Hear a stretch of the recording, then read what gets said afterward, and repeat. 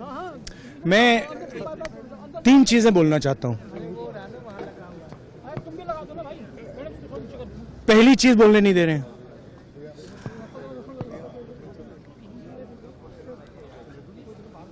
मोदी जी घबराए हुए हैं। आपने देखा जो ट्रेड डील 4 महीने से रुकी हुई थी। 4 महीने से कुछ बदला नहीं। किसी न किसी कारण,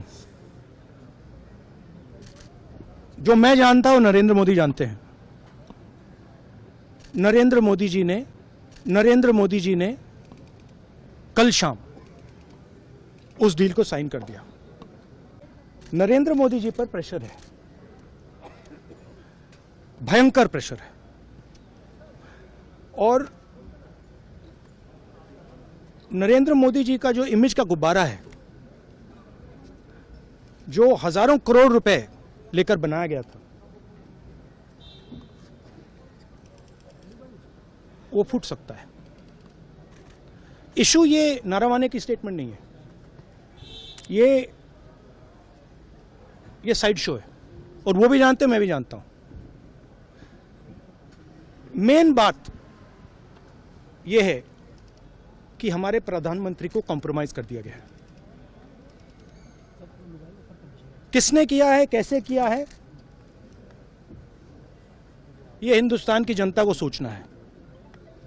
मगर इतिहास में पहली बार, हिस्ट्री में, एलओपी को प्रेसिडेंशियल एड्रेस में नहीं बोलने दिया है। बाहर बोल दीजिए, जो अंदर नहीं कहा दिया जा रहा है। वो तो ऑटोमेटिकली होगा जी। बट ये आप समझिए, और हिंदुस्तान के जो किसान हैं, आप सब समझिए कि इस ट्रेड डील में आपकी मेहनत को, आपके खून पसीने को नरेंद्र मोदी जी ने बेच दिया है। और वो इसलिए बेचा है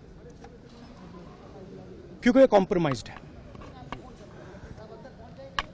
सिर्फ आपको नहीं बेचा है, देश को बेचा है। इसीलिए मुझे वहां नहीं बोलने देना है। नरेंद्र मोदी जी डरे हुए हैं,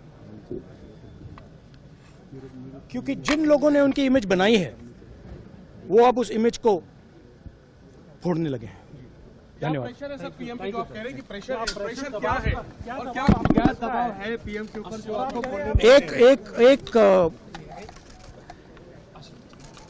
एक अदानी जी पर केस है यूनाइटेड स्टेट्स में।